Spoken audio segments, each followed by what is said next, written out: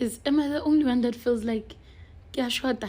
Like me? Hi, I'm back with Umjolo, the Gone Girl. This movie has had people up in arms.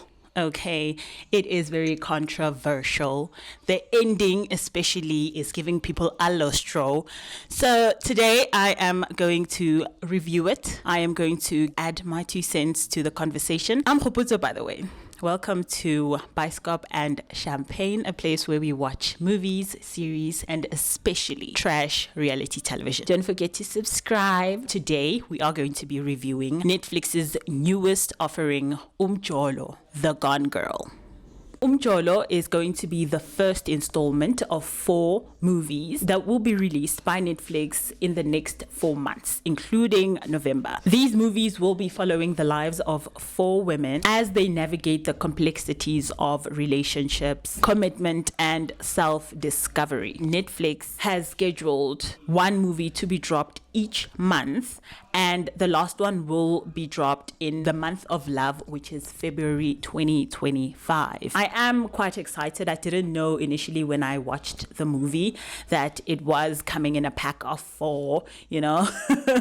It's quite interesting. I hope that they cover as much as they can with each woman, and that each woman is different in her own way and going through the Umjolo phase that is specific to her, that they explore all of the themes that need to be explored when it comes to love, when it comes to relationships, when it comes to commitment. Disclaimer, once again, please understand that as a developing country, I'm in South Africa as we speak, we have lagged behind in many regards, most of which is the media entertainment space. Our entertainment landscape is still in its infancy, and we are entering integral eras that will lend to it growing leaps and bounds. The period that we are in right now, which began a little before Miss Corona came in and slowed things down, is the golden era of romantic comedies. Yes, America went through this in the 90s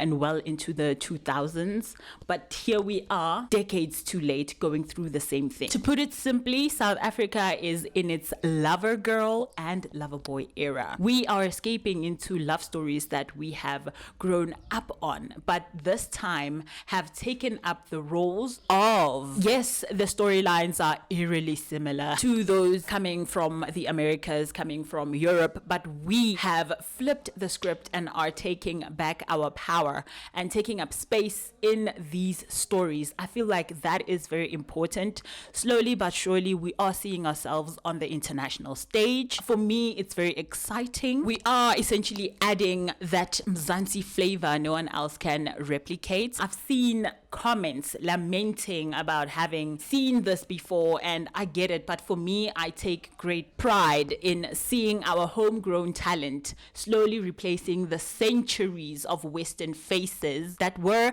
force-fed to us because we didn't have stories of our own at the time. So the next maybe 10 to 15 years, there will be an influx of rom-coms because of the streaming platforms, which is Netflix, which is Showmax, View, and all of these other big companies, Paramount, Amazon Prime. It's one of the main ways that our industry is growing at the moment. All of these streaming platforms have come into the country and are offering filmmakers, writers, creatives an opportunity to tell our stories. And obviously, because art is usually influenced by other things that are happening around it, it's no surprise that you would see the same idea explored, but in different ways. And I'm going to enjoy every second of it, and so will you. The synopsis of Umjolo, the Gone Girl, is a couple's seemingly perfect relationship falters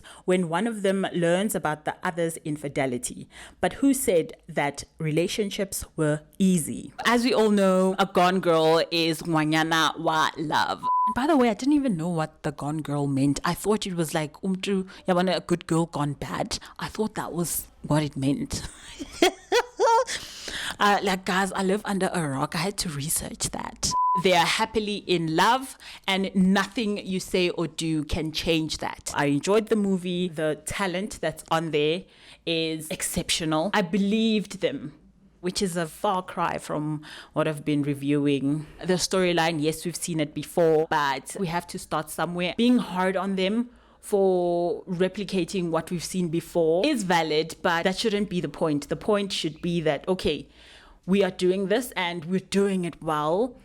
And I cannot wait to see what you will do when you give me something original, something that is either happening in proximity to me or something that directly affects me in a South African context. For the next year or two, I will be reviewing a lot of romance comedies, and that's okay until the day we can move forward and I can be able to have a whole library of new material and original stories, and not just having movies either about what had happened to us in our very tumultuous history with apartheid and all of that. History is important, but sometimes we have to escape in another way. You know, we have to enjoy film instead of just like reliving our trauma all the time. One thing I must say that the movie was very great at doing was exploring the theme of rationalizing infidelity through the lens of patriarchy. That for me was very well done. We did see that there is an inequality of attitudes towards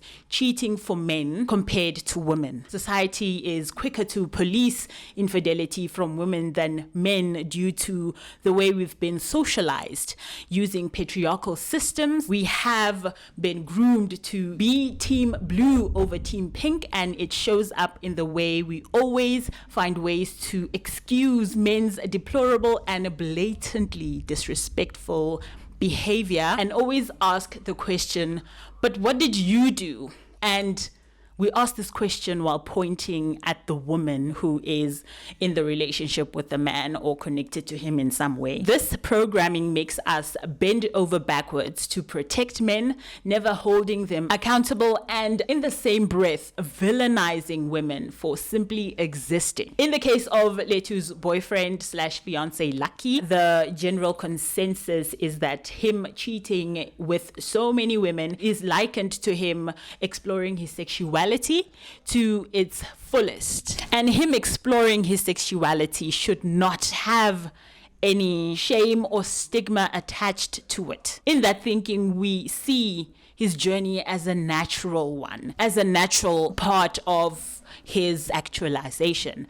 And you can't skip a step if you want him to be actualized and be the man you want him to be, because that would be unfair to him. Even Lethu's gogo says as much when she advises her granddaughter to go back and bekezela, because if nothing else, love is patient. That is a very harmful thing to teach young girls. Them putting it in the movie in that way, it is so very much relatable. Anyone can be like, no, but she's older. She would say that because she grew up on that. As an older woman with that type of mindset, it proves that the programming still continues and men don't need to be on their soapbox for it to proliferate, for it to reach the right ears. The right ears in this case belong to women. Mind you, if the shoe was on the other gender, her grandmother, along with the might of society's men-centric opinions, would have gone on a smear campaign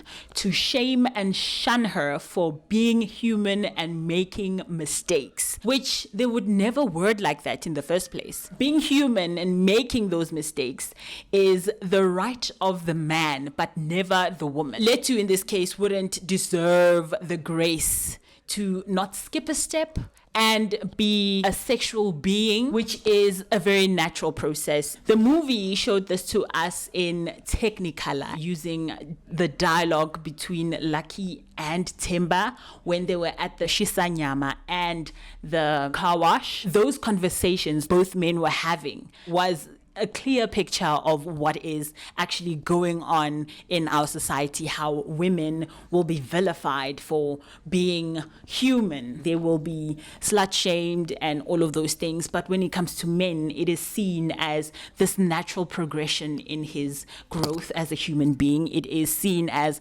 part of the process. If he doesn't cheat, then maybe there's something sort of wrong with him. And also viewing open relationships as something that only belongs to the man is a big theme that they tackle head first. Lethu's decision to open their relationship is initially not received well by Lucky. His natural assumption that the relationship is only open to him and closed to her is an indicator of that. The fights he picks with her whenever he sees her smiling at another man, and the verbal lashings chock filled with slut shaming reek of sexism and emotional abuse. He tries to use his words to stop her from doing what he feels is his natural right, and that right does not extend to her. As I did mention before, the movie is causing a lot of controversy because a lot of people are like, this story is not complete.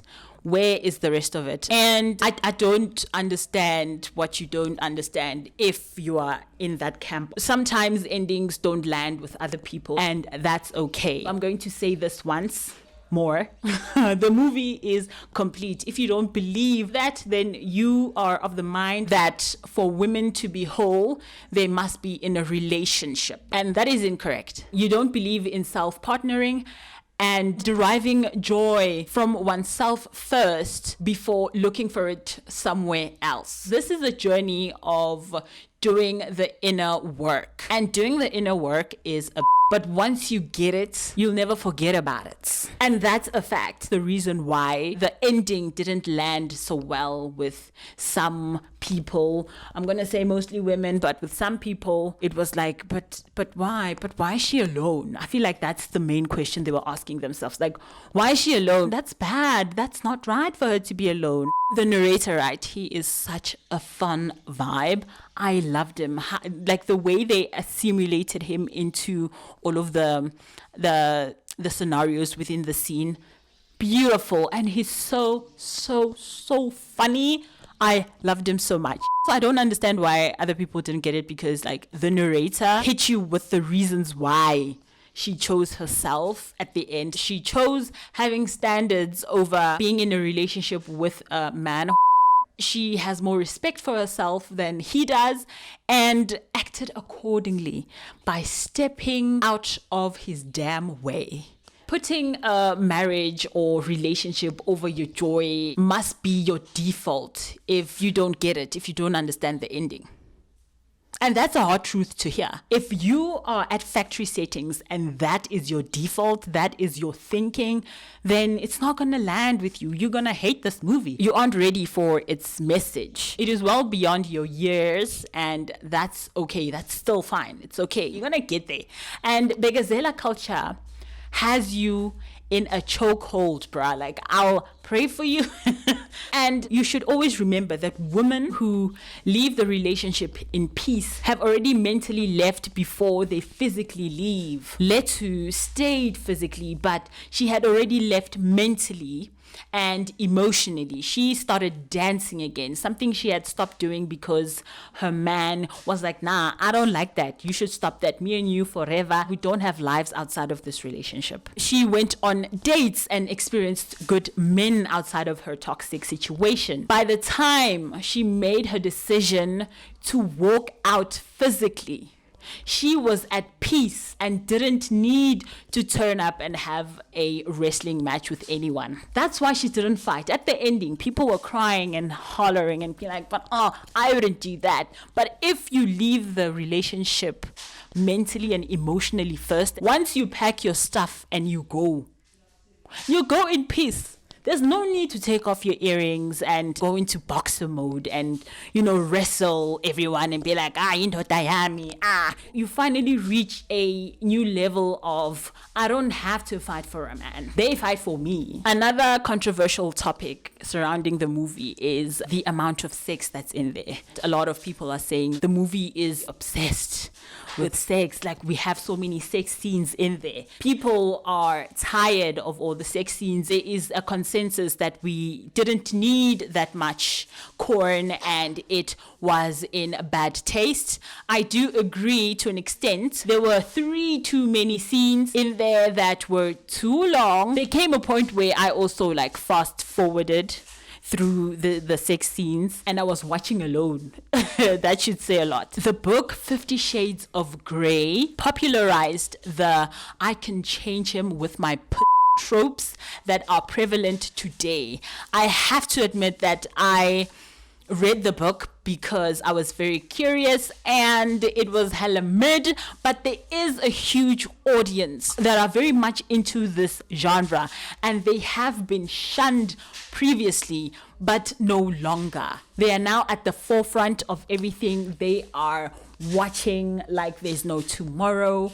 This is a new era that has been ushered in. The Netflix series Bridgerton, the movie After, and the Showmax original The Wife have one thing in common. They don't shy away from graphic scenes that are female-centric, where women's pleasure is top of mind, where it's less animalistic and more sensual and considered, where the man is the subject of our desires. It is very interesting that as viewed through the male gaze has never been policed as much as its counterpart. This new wave of female-centric sex scenes where you actually see the man's body, you see how sensual it can be, you get to see how can be romanticized and it can be slow and beautiful, you know, instead of this like and then that's done.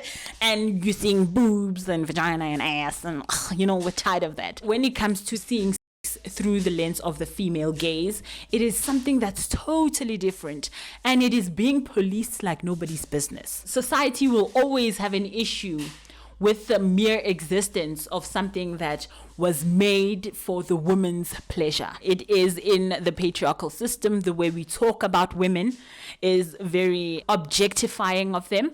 And the way we talk about men is, in a sense, putting them on a pedestal, seeing them as these beings that should not be defiled. And now that the script has been flipped, people are losing their minds because how dare a woman have sexual desires? How dare they have eyes and want to see something for their own pleasure and no one else's? How dare they have the audacity to enjoy it so publicly and without shame? This, in a sense, sends other sects of the population into a rage. They see it as unnatural and unladylike. But fortunately for women, they are finally being taken seriously as an audience. The stories they've been reading for so long have finally been adapted, and that's bigger to them than what other people are saying. It will not invoke shame. They will watch with the intention of deriving pleasure from it. The narrator then comes back and closes it off with a pretty bow and says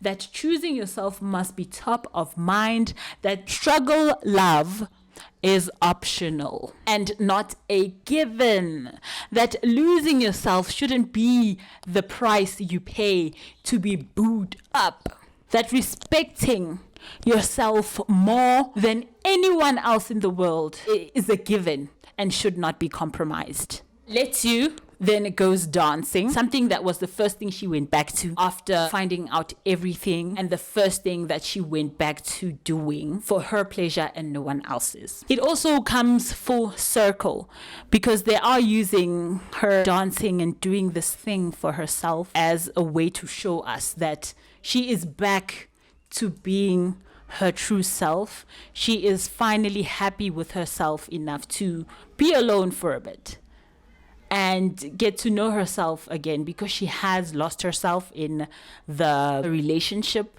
to an extent that she allowed someone to disrespect her in this way, to an extent where she was in a relationship, an open relationship she didn't want to be in, just because she loved this man more than she loved herself. She didn't have the boundaries that she needed to have in order to protect her heart. And she realized that her heart was never safe there in the first place. And now she is finally free.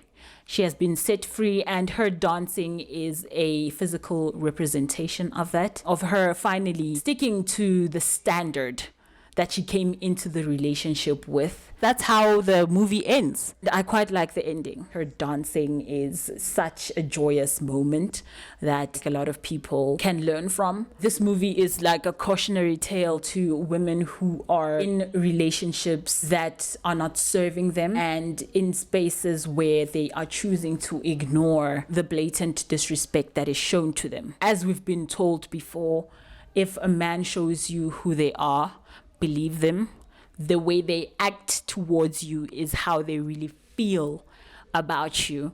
And how Lucky was acting and being disrespectful and cheating on her with 17 people was him telling Lethu that actually, I know you're going to stay. I know you're going to forgive me. You are so in love.